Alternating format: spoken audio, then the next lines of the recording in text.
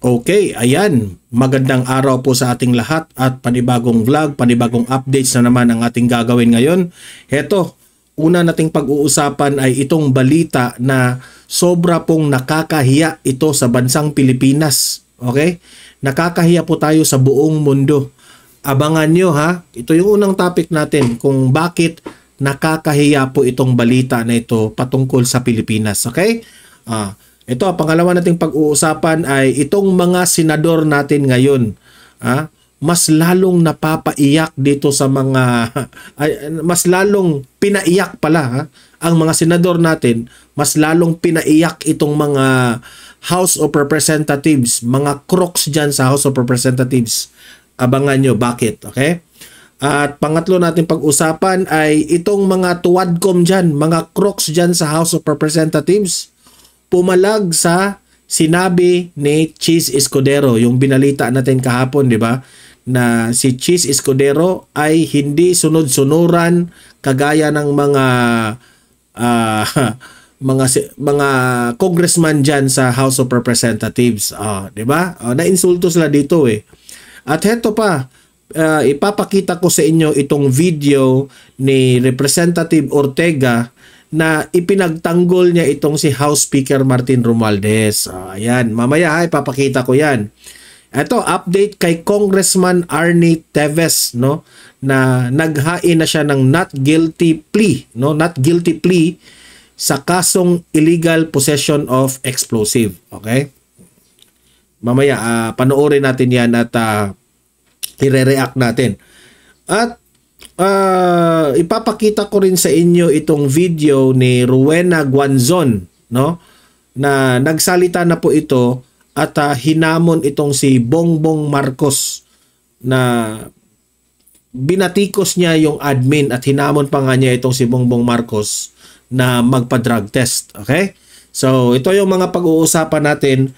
Pero bago ang lahat, bago natin ito pag-uusapan, help me po muna na i-like at saka i-share itong ating video para kakalat ito sa taong bayan. Okay? Sabay-sabay muna tayong mag-like and share sa Don Mart itong video na ito. 1, 2, 3, go! Ayan. And sa mga bago pa lang dito sa aking channel, mag-subscribe na po kayo para lagi kayong updated sa ating mga balita, and at the same time yung mga cellphone po ninyo ma-notify kung meron tayong breaking news, bagong uploads, and kung mismo ang ating channel ay nagla-live, malalaman po ninyo. Okay? Mahalaga po na mag-subscribe tayo sa Don Mart TV. Ready? 1, 2, 3, go! Ayan, thank you. Ayan. So, itong unang balita natin ay ito yung sinabi ko sa inyo na nakakahiya itong balita na ito eh. Binalita ito ng Manila Bulletin, no? Shinare ito at sabi dito sa caption nila, nanguna ang Pilipinas sa buong mundo sa mga bansang mapanganib para sa seguridad ng turista batay sa pinakabagong inilathala ng comparison online platform ng HelloSafe. Okay? So, ito yung caption nila. Lumagapak sa ranking Pilipinas. Pinakadelikadong bansa para sa turismo. Ayan. Diba nakakahiya ito? No? Imagine na ibabalita ito sa buong mundo. Malalaman ito ng buong mundo na ang Pilipinas pala ang pinakadelikadong bansa para sa mga turismo. Ako sa totoo lang, nalulungkot ako dito sa balitang ito, di ba? Marami tayong mga kaibigan na nagtatrabaho doon sa labas ng Pilipinas, mga OFW friends natin. E di syempre, mapapahiya sila dito. 'Di ba? Sila doon nagtatrabaho, yung ibang lugar very safe, mas inuuna po yung mga tao nila. Pero sa atin dito, instead na magmamayabang tayo na Halika kayo dito sa bansang Pilipinas. Maganda po ang aming lugar dito kasi marami po kaming, it's full of resources, mga kalikasan. Pwede kayong maligo dito sa mga beaches ng Pilipinas.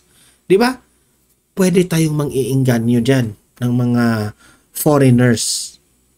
Pero sa ganitong balita na pinakadelikadong bansa para sa turismo, imagine ha, tayo yung pinakadelikado. Anong mafe-feel natin? 'Di ba? Hindi naman ito nangyari sa panahon ni former President Duterte.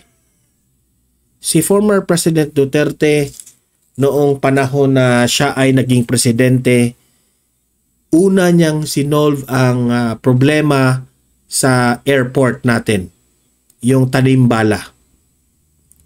Si former President Duterte, sinisiguro niya na walang mga snatcher sa mga streets, yung mga sumasakay ng jeep, ang unang na mga nabibiktima sa mga daanan. 'Di ba? Dito mo mapapansin ang kahalagahan ng ginawa ni Tatay Digong. Ako ba, ano ang tingin natin sa administrasyong ito? Bongbong Marcos. Ito this means to say, wala kang ginagawa. This is a big challenge kay Chief PNP Torre. Ngayon na ikaw ay Chief PNP Torre, siguraduhin mo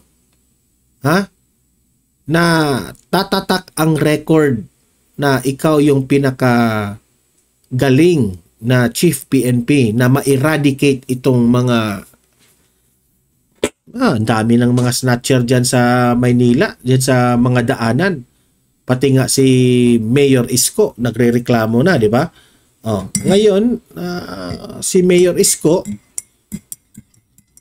sa tingin ko naman, he is very particular about it. Alam kong gagawa niya ng paraan yan.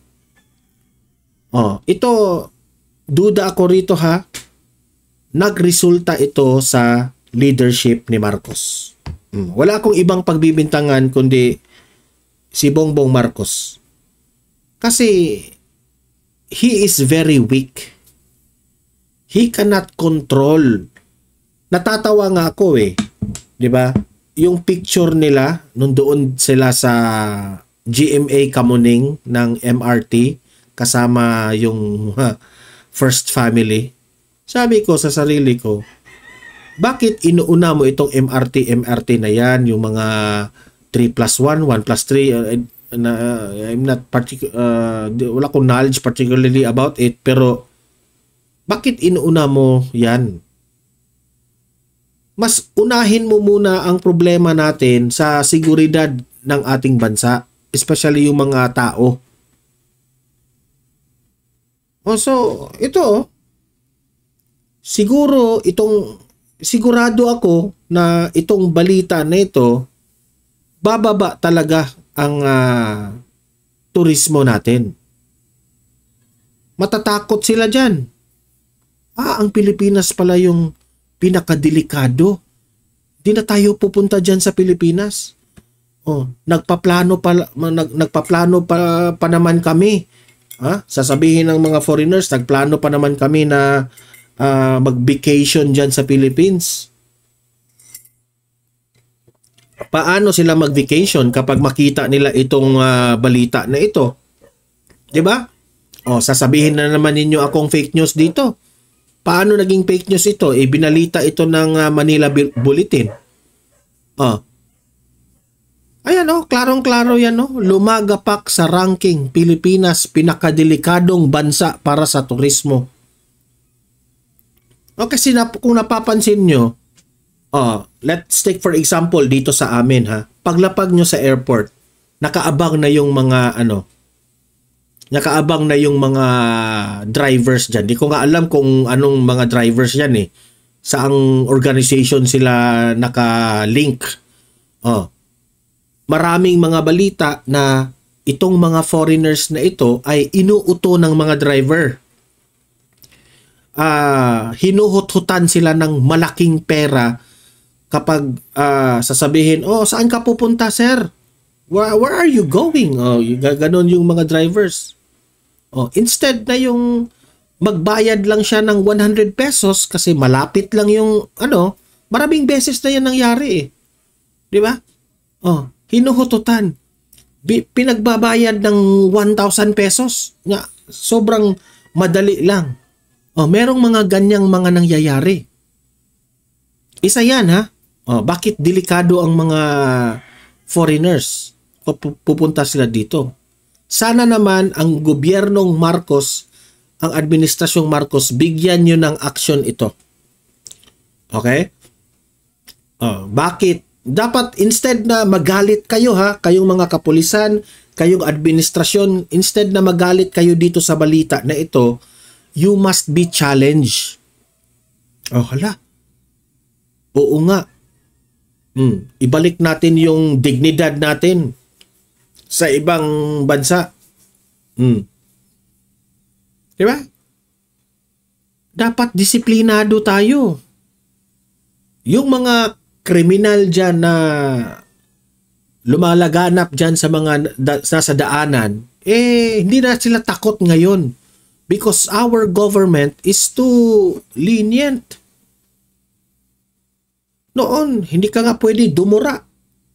Sa panahon ni former President Duterte, hindi ka pwedeng dumura, hindi ka pwedeng magsigarilyo in public. Pero ngayon, ito na yung balita, nakakahiya. Diba? Ay nako, sana Bongbong Marcos bigyan nyo ng action ito sabi.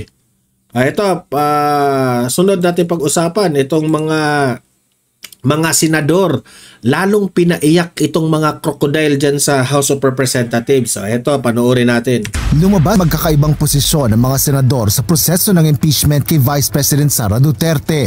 Kasunod dito ng pagkalat sa social media ng draft para sa binubuong Senate resolution ni Senador Ronald Bato de la Rosa na layong i-dismiss ang impeachment case. Kaugnay ito ng pahayag ni Senate Majority Leader Francis Tolentino na maituturing na functionally dismissed na ang kaso dahil sa kawalan ng sapat na panahon para rito habang patapos na ang 19th Congress. Bunsod dito, ilang senador ang tinanong kung posible nga bang madismiss ang impeachment bago pa man isagawa ang aktwal na paglilitis. Tugon ni Senador De La Rosa, basta tingnan lang yung laman ng resolution. Basta once nandito na yung artificial impeachment, hindi gagawin na itakil. Hindi mo sinasabi na hindi itakil. Paano mo dismiss kung hindi mo itakil? Kung formal na ihahain ng naturang resolusyon, sinabi ni Senate President Francis Chis Escudero na anumang ginagawa ng mga senador ay pinadadaan sa botohan. Kung may magmomoson, naaksyonan yan, pagdedebatihan yan at pagbobotohan. Pero kung walang mag-file, wala kaming aaksyonan. Sinagot naman ni Senate President Pro Tempore Jinggoy Estrada kung pipirmahan niya ang resolusyon para i-dismiss ang impeachment. Pag-isipan natin mabuti. Pagka may final sa Senate, it's either we act on it or we don't act on it. Iginit naman ni Senador Christopher Bongo ang kwestiyon na kung walang ebidensya ay bakit kailangan pang patagalin ang impeachment. Importante rito, ebidensya muna. Kung walang ebidensya, di para makatrabaho na tayo. Okay, kaya nga po, bilisan na po natin. Kung kailangan idinig ito, ididinig natin. Kaya lang po, decision po ng Senate leadership sa June 11. So antayin na lang po natin. Nais naman ni Senador Juan Miguel Mig Zubiri na mabasa muna ang resolusyon at makita ang basihan nito kung kaparehas ito ng kanyang posisyon na hindi maaaring tumawid ang impeachment sa 20th Congress. Habang tumangging tumugon si Senador Joel Villanueva kung susuportahan nito ang panawagan kaugnay ng dismissal ng kaso. Impeachment court at all. How many votes do you need for that? That's debatable also. So even with that resolution, marami pa rin debates. At the end of the day, it's plenary who would decide. Para naman kay Senador Alan Peter Cayetano, sa ngayon ay hindi si VP Duterte ang nasa trial kundi ang Senado. Mabalik nga ako doon sa dilemma. Diba? So the dilemma is, you want to follow the Constitution, and very clear ang Constitution. Diba? The trial follows forthwith. Walang if and buts dun. Diba? Okay. Pero ang tanong nga, if a majority of the senators say that yung trial, wala rin mangyayari because you don't have numbers, sinong masusunod? That's why tama din yung sinabi ni Senate President Escudero na 19 to. The 20th, pwede magbotohan din. At sabihin, mali yun, we should have the trial. Dahil dito, nais ni Senador Amy Marcos na magkaroon ng caucus o pagpupulong ang mga miyembro upang mapag-usapan at malinawan sa mga issue kaugnay ng impeachment. Pag-uusapan ng maigi. There's so many options and so many malabo. Kaya gusto natin yung pinaka-sang-ayon sa batas at yung pinaka mabilis din kasi well, ilang araw na lang to, no? 3 araw na natitira. Di ba nag-manifest na si Senator Tolentino, nagsalita rin si Risa, nagsalita rin si Coco. Kailangan yata pag-usapan ng lahat kasi hindi lang yung tatlo ang may opinion dyan, kundi ang bawat senador. Asher Kadapan Jr., UNTV News. Sa balitang ito, no, talagang dismayado na ang mga taga House of Representatives. Ang isinisigaw nila doon ngayon, dapat raw simula na, di ba? Paano yan? Yung iba, sabi, wag na lang ituloy itong impeachment na ito kasi wala rin namang numbers Kung itutuloy natin ang impeachment trial, di ba? Kung 20th Congress, yung mga bagong halal, mas lalo na. Maglilitis tayo ng maglilitis, impeachment, magiging useless. Kasi at the end of the day, it's still political. Puboto pa rin sila na wag i-impeach si VP Sara. Kaya nga, 19 Congress, pinadidemand sila ngayon ng House of Representatives na simulan nyo na. Sabi ni Chis Escudero, bakit kayo, nakautos kayo? Akala nyo, mas magaling pa kayo sa amin? Parang ganon. Diba? Kaya ngayon, sobrang lungkot na lungkot si Martin Romualdez ngayon. Sobrang dismayado sila. Imagine, pirma sila. Ang alam nyo, isa rin sa may kasalanan dito na hindi ito matuloy itong impeachment na ito, impeachment trial, itong pagdinig. Bakit kasi itong House of Representatives, on the last day nyo pa, talagang last day na-impeach si VP Sara within 1 day. Through botohan. So planado doon. Ngayon magdi-demand kayo dito? Na hindi nga kayo dinemand ng taga-House. Actually, ang mga senador, hindi sila nangingialam sa trabaho ng Speaker Romualdez Ito. This is my opinion. Kung sabihin nyo ng mali ako, tama ako, I might be wrong, I might be correct, pero si Martin Romualdez, lumalaki ang ulo. Alam nyo ba bakit lumalaki ang ulo ni Martin Romualdez? Kasi sa sobrang respeto nitong mga senador na ito sa kanya dahil pinsan siya ni Bongbong Marcos, akala niya siguro mas powerful pa siya sa Senado. Diba? Bakit ikaw, Martin Romualdez, hindi mo sabihin yan on media? Ikaw, utusan mo itong mga senador. Sige nga. Bakit idadaan mo pa sa mga galamay mo diyang mga tuwadkom? Ito, mamaya ipapakita ko yung video na si Ortega, Representative Ortega na tinawag ng mga bakulaw ng DDS. Pinagtanggol si Martin Romualdez. Bakit may ang dami mong mga spokesperson, Martin Romualdez? Diba? Pinagdidebatihan ngayon ng Senate,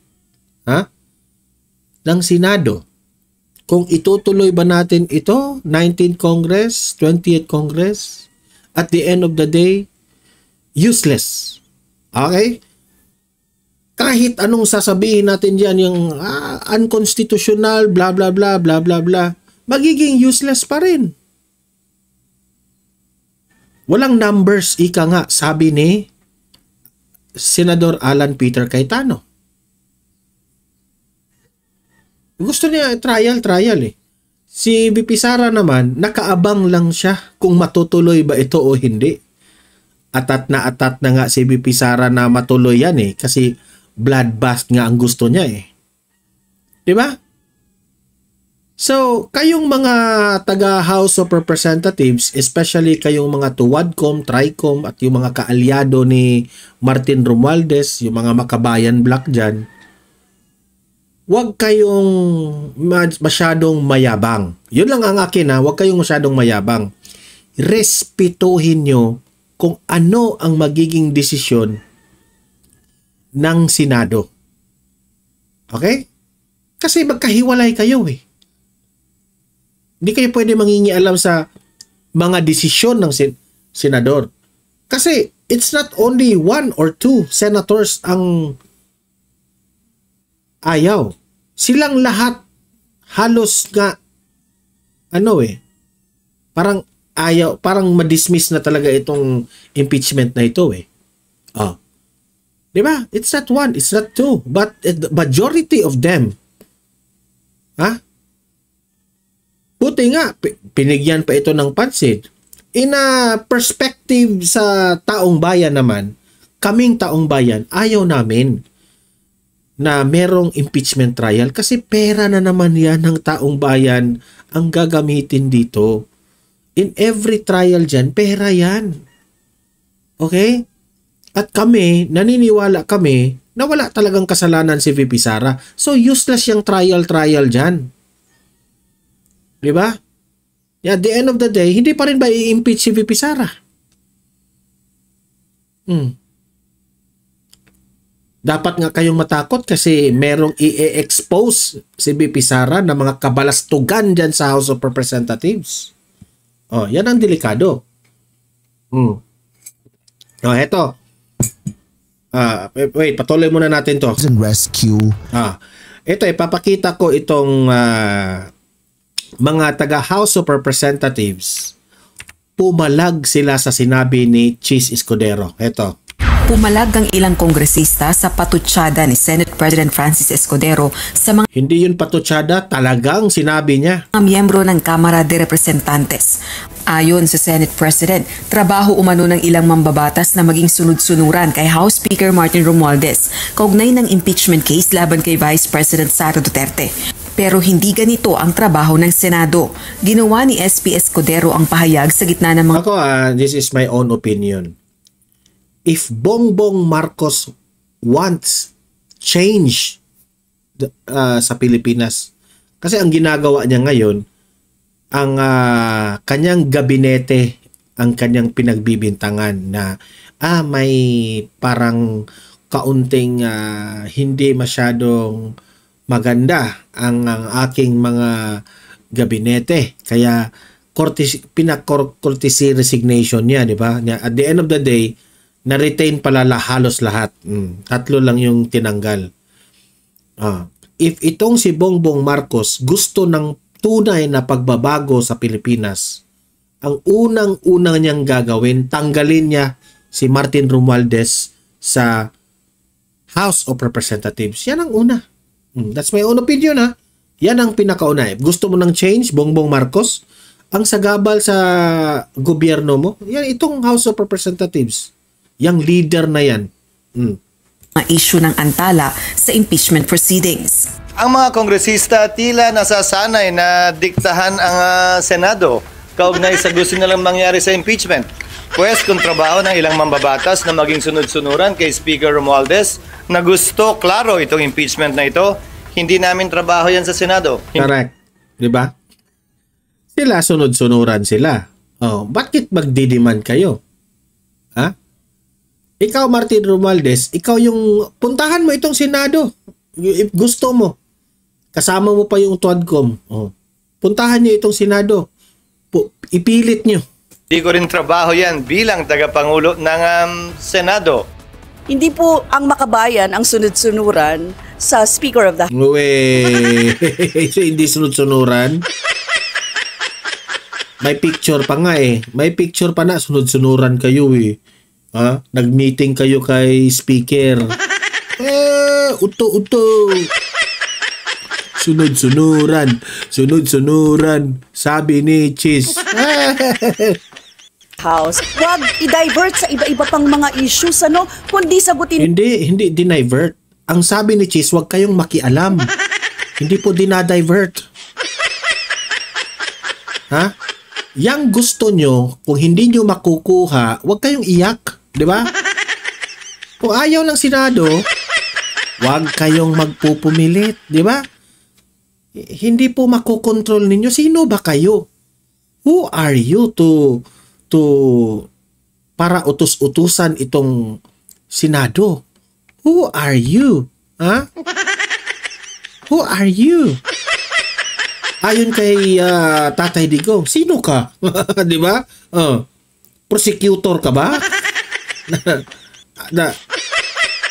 Prosecutor ka ba na yes or no lang ang aking sasagutin? Ha? Arlene Brosas? Who are you? Na lang, kailan ba impeachment trial? Bakit hindi sinisimulan? Sir? Bakit hindi sinisimulan?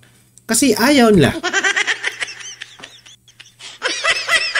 Hindi na sinisimulan kasi ayaw nilang ma-impeach si BP Sara. Klaro na ba yun? Klaro yun, di ba? Dinidiktahan po ba kayo ni Speaker? Never po. Ako sa parte ko, bihirang-bihira. Hindi sila dinidiktahan. Hindi sila dinidiktahan. May budget lang. May budget lang. Hindi sila dinidiktahan. Kami magkita ni Speaker. Actually, nakita kami ni Speaker dito lang po sa plenary. Never po kami nagkakausap ng personal. Pero may group chat. May group chat ba kayo? May tatanong lang ako Yung isa pa ito. Samantala, giit naman ni Bataan 1st District Representative Geraldine Roman, hindi ang House of Representatives ang nagdidikta sa Senado kaugnay ng impeachment case laban kay VP Sara. I think kung meron mang nagdidikta sa Senado, ito ang ating saligang batas. Ang corny mo, madam. Ang corny mo. Kung kami mga mambabatas ay hindi kami tatalima sa saligang batas, ewan ko na lang kung ano nangyayari sa atin. Wala ka ng political career future, madam. Ang corny mo. Ating bansa. Wala namang reaksyon ng tanggapan ni Speaker Romualdez. Yan Yeah, mga crocs. Mga crocs. Sa pahayag ni Senate President Escudero, subalit na una na nitong sinabi na ipinauubaya na sa Senado kung anong kahihinatnan ng reklamong impeachment na inihain ng Kamara. Rosa Licoz, UN. Ay, nako. Yan. Na sila. Sobrang malungkot na sila. Kaya ang pinagtripan nila ngayon si Cheese Escudero. Cheese Escudero! Good job. Good job.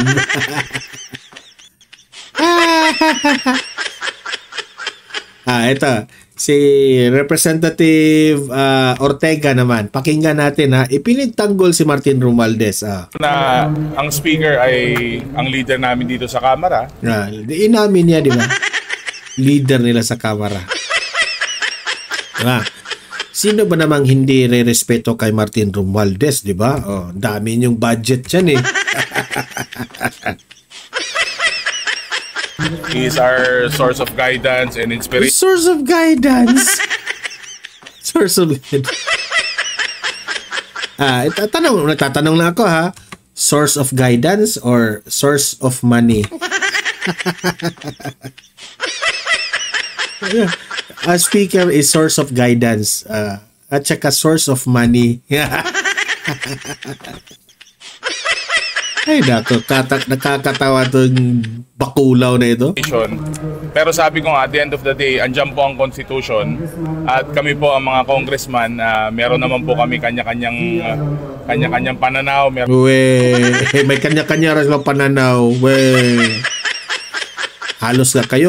Halos nga kayo, magkapareha lang kayo ng pananaw Kung ano yung pananaw ng isa, pananaw rin ng lahat. Kung ano ang pananaw ni Speaker, kung anong sasabihin ni Speaker, yun din ang pananaw nyo. Utot nyo, bakulaw ka. Po kami kanya-kanyang opinion at gaya po ng opinion ng mga counterparts namin sa Senate, nire-respeto rin po namin sila. Kaya wag kayong mangingialam doon, wag kayong iiyak, di ba? At dapat respetuhin din po nila yung opinion namin dito sa Kamara. Walang bas-bas o walang utos si Speaker kung ano yung gagawin ng mga congressman. Kasi parang ganun yung implication. Parang inuutosan ni Speaker yung mga congressman. Wala pong inuutos sa amin si Speaker.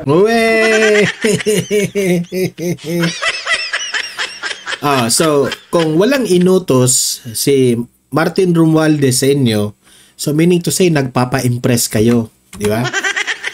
Nagpapa-impress kayo. Walang inutos pero nagpapa-impress. Bakit? Dahil sa budget, di ba?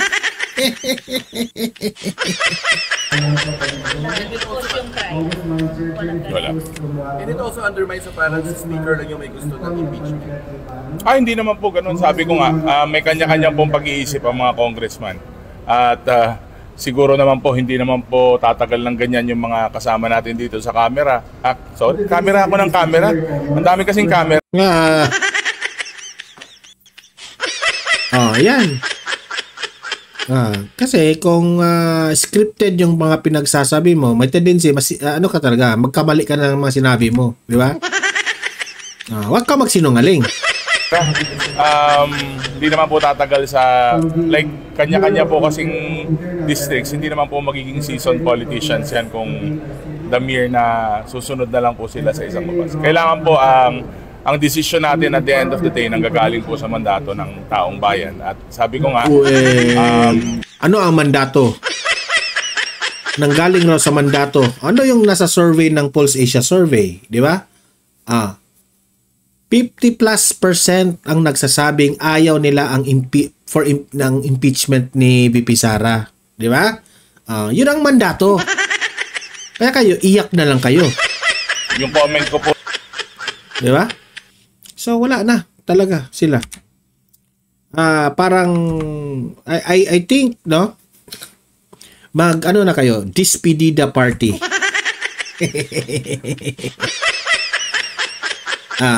Update muna tayo kay Congressman Arnie Teves kung ano na ang nangyari sa kanya. Naghain raw ng not guilty plea. Ano ba ito? Panoorin. Not guilty ang ipinasok na plea ng korte kay dating Negros Oriental 3rd District Representative Arnolfo Arnie Teves Jr. sa arraignment ng kasong illegal possession of explosives sa Manila Regional Trial Court Branch 12 ngayong umaga. Tumangging magsalita si Teves ng basahan ng sakdal sa isa sa mga kaso nito. Naharap din ang napatalsik na kongresista sa mga kasong murder at frustrated murder kaugnay ng tinaguriang Pamplona Massacre noong March 2023 kung saan isa sa mga napatay ang nooy gobernador ng Negros Oriental na si Ruel Digamo. Ayan. So, kung matatandaan natin, merong mga nakuha na mga explosive sa kanilang bahay. Yun ang naghain ng not guilty plea si Kong Arnie. Okay? So yun po yung update. We will just keep you updated about the story. Okay? Eto, panoorin po natin itong speech ni Rowena Guanzon. No? Hindi pala speech, live video. No? Hinamon si BBM, binatikos ang admin. Ito. Panoorin natin. Ano itong may nakuha akong info? Ito ba to? Sa party list votes lang, more than 3 million or 3 million ang overvotes? Live yun. Parang never pa nangyari yan Kaya mga tao talagang nagtataka. Bakit ganun ang mga results sa mga party list? Saka ang daming party list na bago na nanalo. Anong strategy nila, di ba?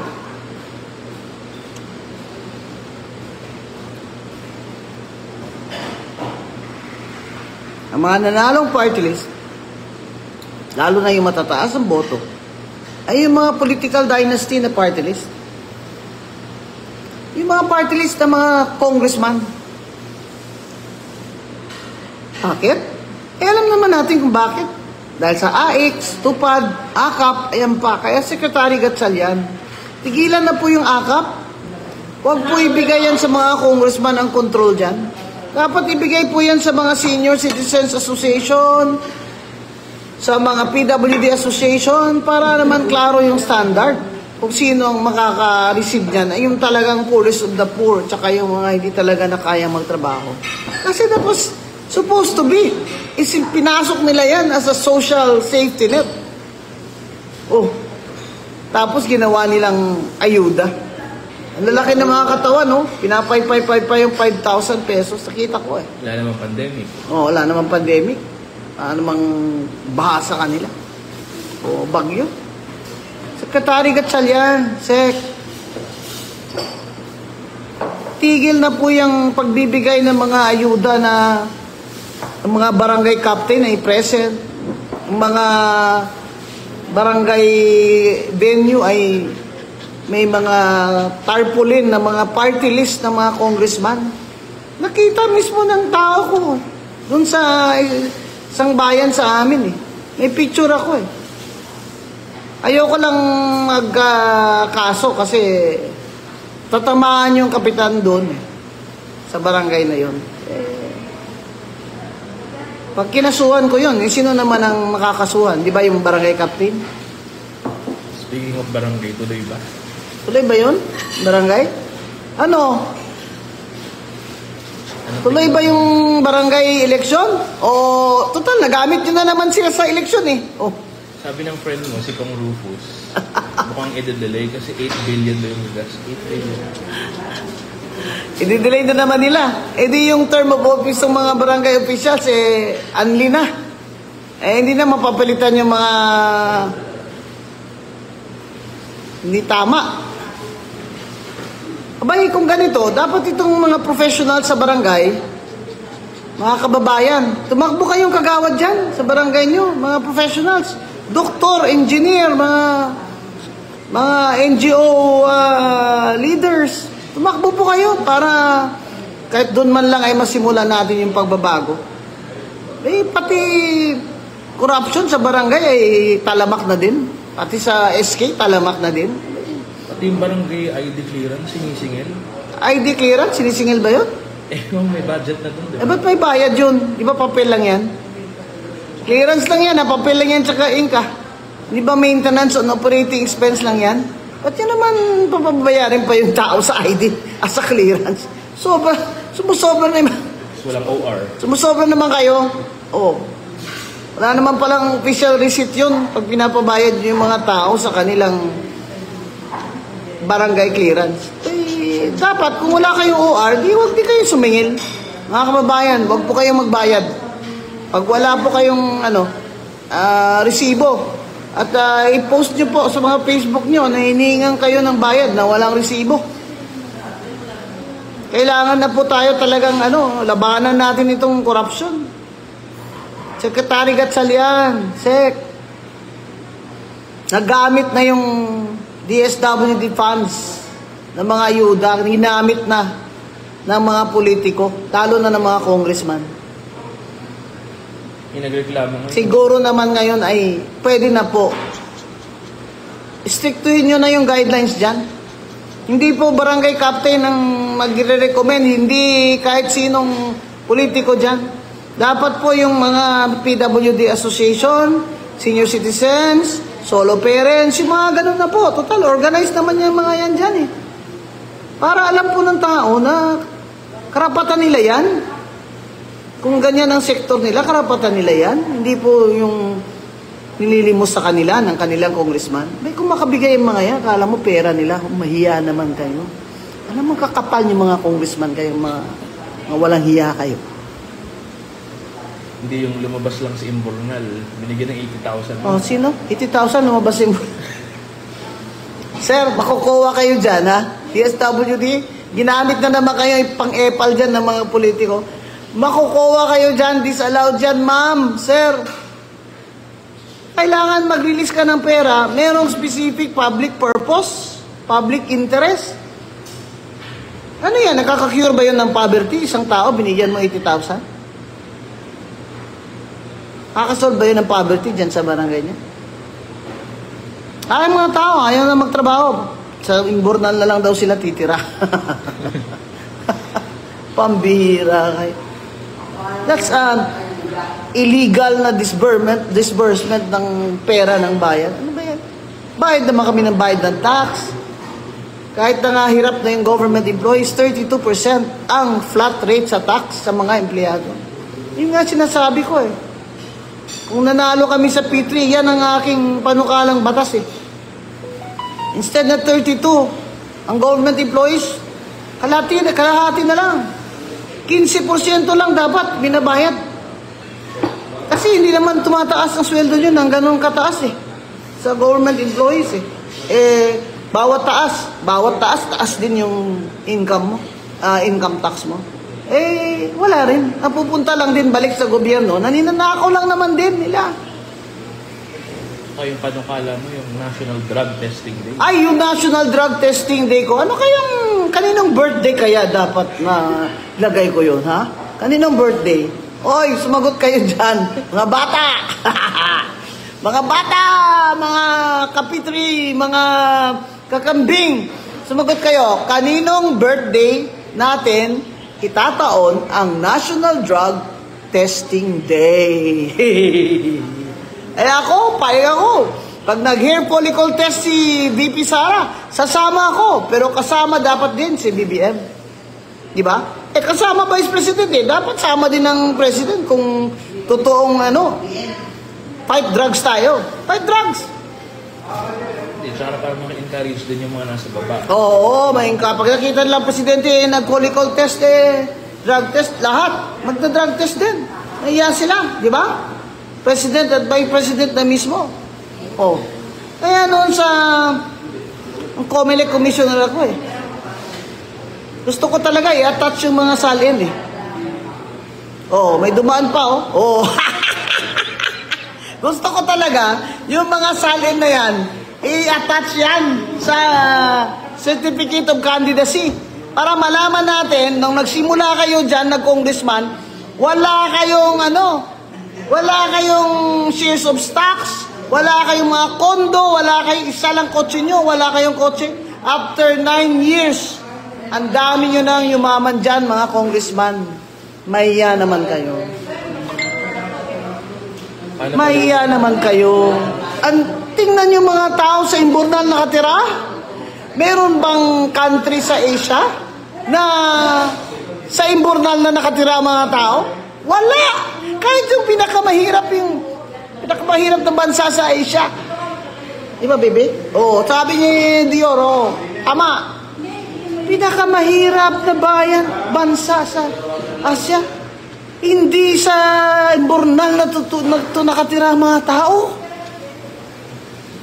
That is how poor our people are. Tapos kayo dyan. Sarap ng kain nyo bawat meeting ha. Charge sa amin? Sarap na kaya ng nyo dyan, ha? Bawat meeting nyo dyan, palitson-litson pa kayo, ha? Dapat i-livestream yung mga meeting dyan sa Malacanang. Livestream nga yung Senate, tsaka House, Livestream, pati yung pagkain. Gusto namin makita anong menu dyan. Meron bang luyang dilaw dyan? Favorite ko yun, adobo, luyang dilaw. May coke daw. May coke? May coke pa dyan? Dapat makita namin kung may coke dyan sa mga meeting sa Malacanang.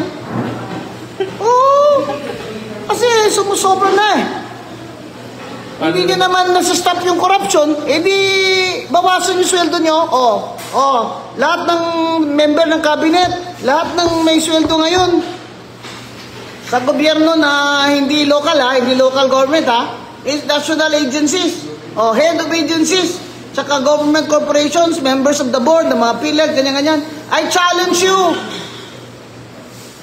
1/2 ng salary nyo. Yun lang ang kukunin nyo. Ang 1/2 ay ibibigay nyo sa employees union nyo. Bigay nyo sa employees union nyo. Oh, pang ano nila, medical nila.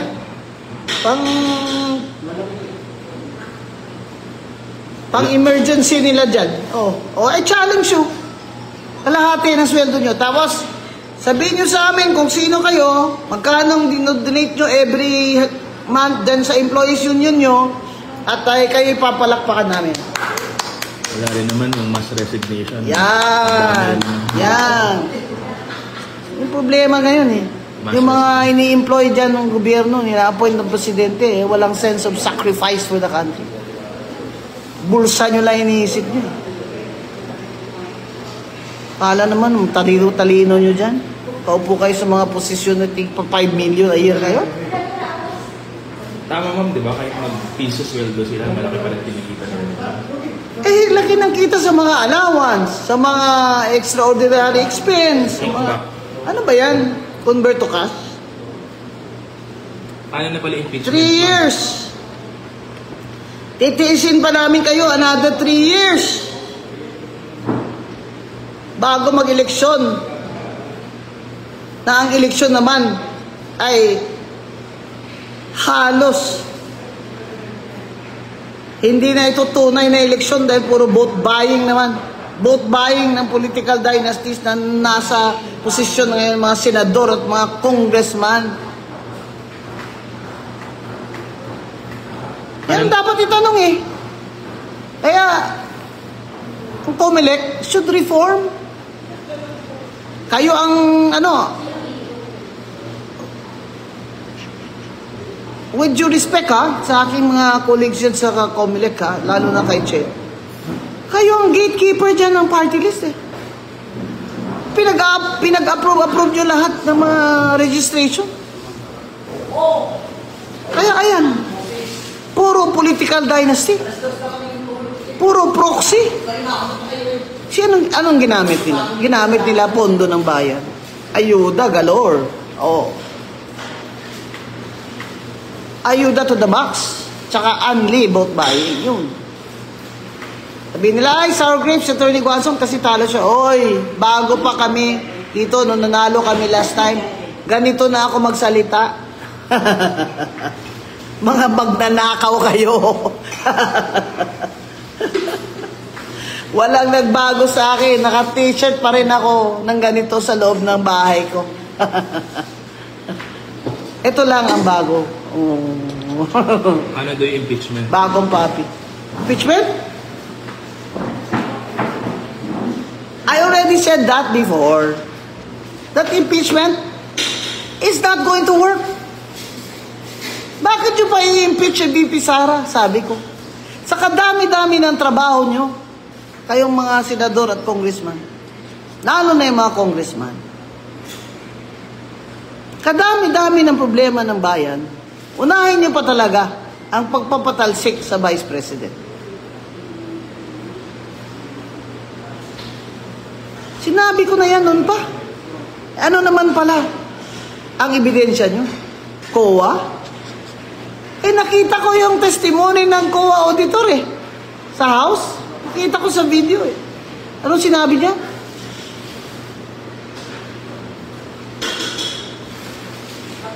Sinabi ba niya may final na disallowance? Hindi niya sinabi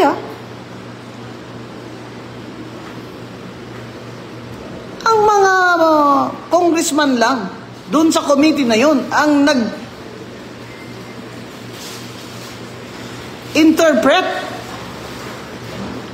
na yung amount of money na yon, 125 million na liquidated by VP Sara, the office of VP Sara,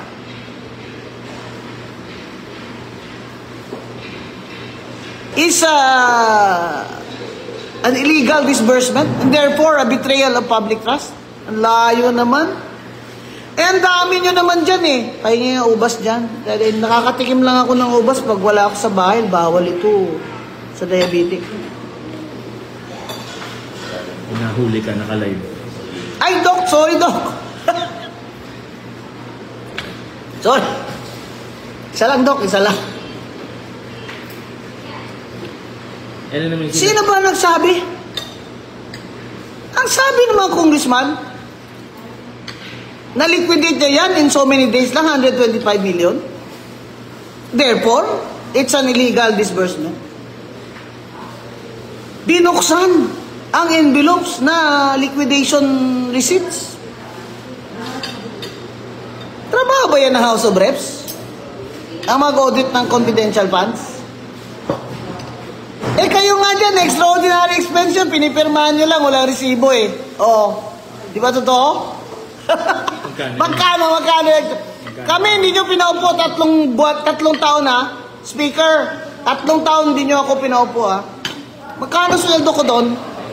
Sana nabili ko pa ng mga wheelchair yan. Pagamot ko pa yan ng mga bata.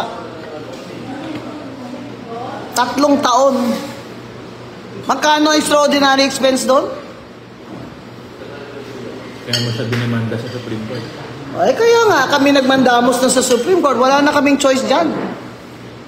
Dahil lang Speaker, talagang political na ito. Ayaw niya talaga maupo yung P3PWD kahit hindi na ako.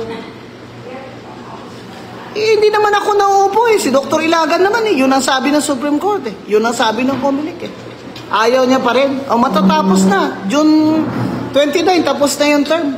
Kailan nyo kami paupuin, Speaker Martin Romualdez? Kaya babasa sa survey eh. Speaker Martin T. Romualdez. Kailan nyo paupuin ang P3PWD? Kayo pala? Ang Diyos? Mataas pa kayo sa Supreme Court. Pwede palang hindi nyo patupad ang Supreme Court decision tsaka proclamation ng Comelec. Kayo pala ay Diyos. Masakit po yan. Hindi po para sa akin.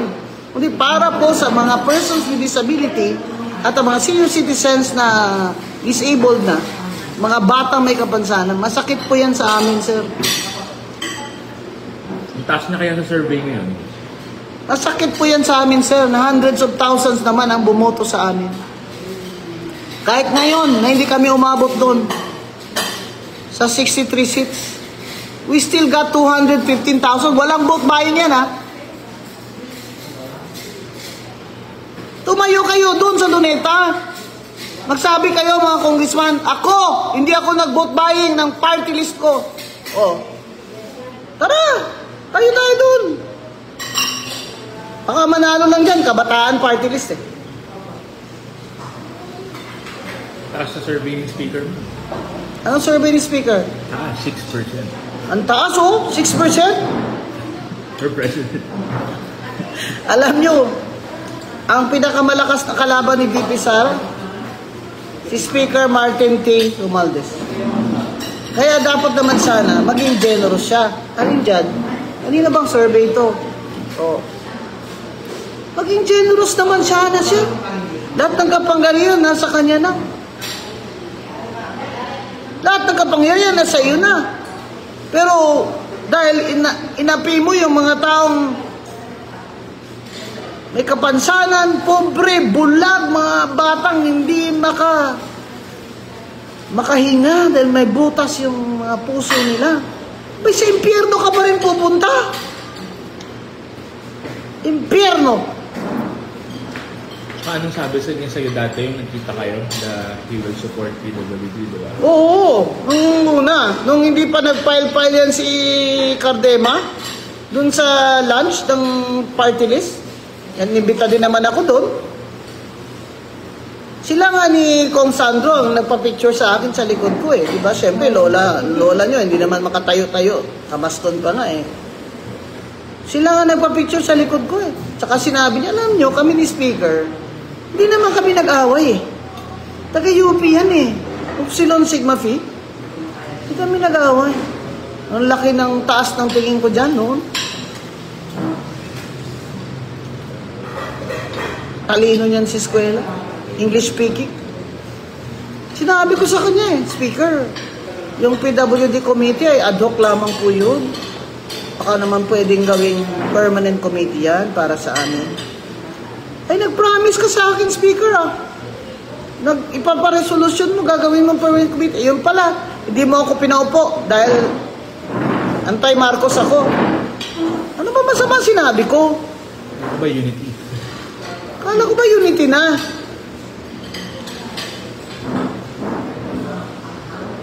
Eh, sinabi ba ako masama? Hindi mo ako pinaupo, Speaker. Kahit wala namang TRO sa House of Reps. Walang TRO sa'yo eh. Comelec ang may TRO eh.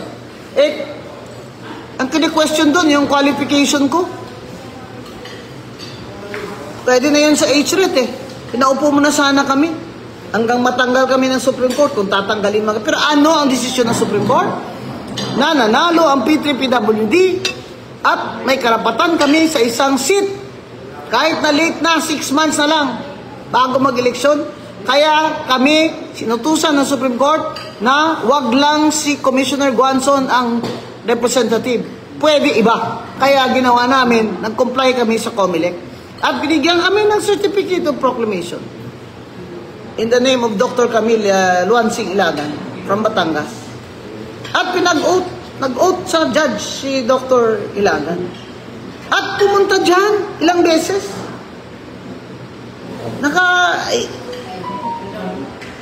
Pumunta dyan. Naupo pa. Sinabihan ng speaker na, Speaker, kamag-anak ko to. Sabi ng isang sekretary, ipa-out niya naman, last day na ngayon. Sabi niya, hindi. Umalis mo na si Guanzon sa P3PWD. Ano naman ang... Inuna pa impeachment. Ano naman ang galit mo sa akin? Hindi ko naman sinabing ikaw ang bangag. Wala akong sinabi against you, Speaker Martin T. Romualdez. Wala po akong sinabing masama tungkol sa inyo. Bilib na bilib pa naman ako sa inyo. Ito yung ginawa nyo sa akin, ito yung eleksyon na ito. Ni Radio Negros Occidental, kumuha kayo ng boto dyan. Ginamit yung mga congressman. Para mabawasan yung boto ko sa home province ko. Walang ganyanan. Speaker na kayo eh. May kapangyarihan na kayo eh. Doon pa lang sa Leyte eh. 480,000 na yung boto nyo doon sa party list yung tingog eh. Gusto nyo sakupin talaga ang buong Pilipinas. Yan disqualified din pala. Wala namang TRO eh. Hindi ako pinaupo. Pero yung Anwaray, di ba ma'am, yung Supreme Court, pero pinakaupo. Anwaray? Yung Supreme Court sila, pero nakaupo sila. Lahat yan ang kalaban ni Speaker Martin T. Romualdez. Habang nasa may kapangyarihan siya, lahat dyan walang chance. Ang ano ko lang sana, kaming maliliit na mga tao, huwag naman sana, Speaker.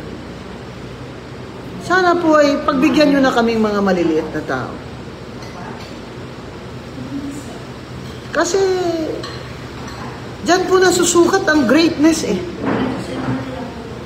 Greatness is measured not by the power that you can do all these things. I will do that just because I care. Ganon. Hindi. Greatness is measured by your generosity of heart. Your generosity of heart.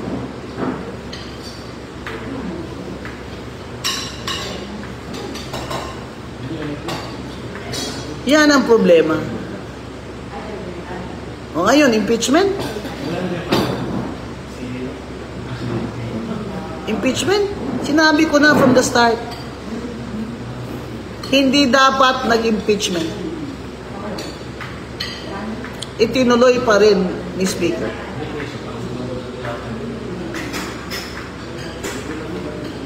Kasi si VP Sara naman talaga ang the woman to beat in 2028. Halos sabay yung yung confidential funds na kasi ginawa nilang reason yun na ground as betrayal of public trust. Yung confidential funds. Pero sa totoo lang, lahat kayo dyan na may confidential funds, Iba nga, billion dyan eh.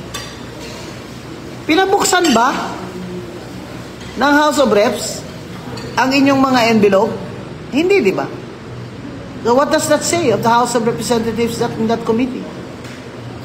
That they were targeting Vice President Sara. Is that correct? Na i-impeach nila? Kaya, alam mo, kahit matuloy pa impeachment, matatalo kayo dyan, olats. Olats kayo dyan. Kasi yung testimony ng auditor na yun, di na niya mapapalitan yun. That's on record.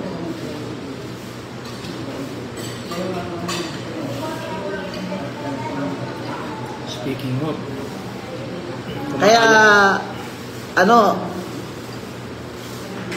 ngayon, i-impeach ng, Senado, dinilay sinuspend, postpone ni Senate President Jesus Cordero ang start ng hearing. Siyempre, reklamo yung mga nag-file. Patapos na po ang session. Sarado na po yun. Tapos na impeachment by June 30 noon time. Tapos na ang term nitong mga senador na to. Kailangan mag-file sila uli. Paano sila makapile uli? The same year nila final. Hindi ka pwedeng mag-file the same year. Gusto nyo, next year naman. Next year naman. Election ulit yun. Election na tayo eh. Napanood mo ba interview ni Kong Toby? Sabi niya, pinangako daw kasi sa mga Kong yung budget. Budget ng ano? Yung para sa infrastructure, pinangako. Pinangako daw ni Speaker? Sabi ni Congressman Toby? Kaya tinamaan din yung mga alyansa senators nila kasi natalo sila sa Mindanao sa nangyari. Oo, bugbog ang mga senador ng alyansa, di ba? Sa Mindanao, wala. Sila doon. That's Duterte country. Ano masasabi mo sa kumakalat na balita? Spokesperson ka daw. Ay, no comment ha. No. Hindi sa akin nagsimula yan ha. Hindi sa akin nagsimula yan ha. Nagsimula yan kay Kifi Chu. Yan si Kifi Chu talaga. Pilya talaga yung si Kifi Chu. Noon nga sa Quadcom sinakyan niya lang doon si Abante ba yun? Abante? Si Pastor Abante. Tuloy. Sinakyan lang niya inano niya, inukray-ukray siya ni Amante, tapos sinakyan lang niya. Tapos, natalo tuloy. Ikaw, Kipichu, kasalanan mo to lahat. Bakit ako pinag-uusapan ngayon? Na ako daw spokesperson, wag nyo naman i-preempt si VP Sara. May sarili po siyang, kaso, labo-labo na. Si Sasasot, si Joy de Bever, sina, Ferma Duterte. Uy, amiga. Wala, labo-labo na. Lahat na. Pero hindi pa kayo nag-meet ni Inday. Nag-meet kami ni VP Sara. Nag-appear siya sa sala ko Yung hugpong. Oo, VP Sara she was president of Hugpong sa Pagbabago, di ba? So, to qualify, to register, kailangan mag-appear yung president. Nag-appear siya. That's how I met her. That's the only time I met VP Sara Duterte Carpio was in my sala in the first division. She testified about her political party, Hugpong. That was the only time na pinatestify ko siya. That's the only. After that, we did not meet again. But I want to thank her. I saw the video na nandun yung idol ko, si Miss Elizabeth Zimmerman. Katango-tango siya. Nakita ko yung video na VP Sara, sabi niya, pero hanga po kami sa tapang at talino ni Commissioner Banson. Maraming salamat po, VP Sara, for that compliment. It is my honor. Kaya po, huwag niyo pong sabihin ako'y bias lamang kay BP Sara. Kaya ako no sa impeachment. Isipin niyo talaga, sa dami ng problema ng bayan, unahin mo pa talaga papatalsik ng Vice President. Napakalaking political upheaval. Hindi ka pa kontento. Pinadakip mo pa si Mayor Digong. At si doon, pinadala sa Hague. Sa ICC. And political, ano naman, upheaval. What does that mean? It affects our economy negatively. Tingnan mo, walang no new investments. Pag walang bagong investment o kapital, walang bagong trabaho, walang bagong produksyon, walang factory, walang bagong jobs. Yan ang problema. Kaya ang poverty hindi masusolve nitong administration ni Bongbong Marcos. Paano pala yung mga naka-pending sa Supreme Court? 2025 national budget, most corrupt daw, yung PhilHealth, yung Harlika funds.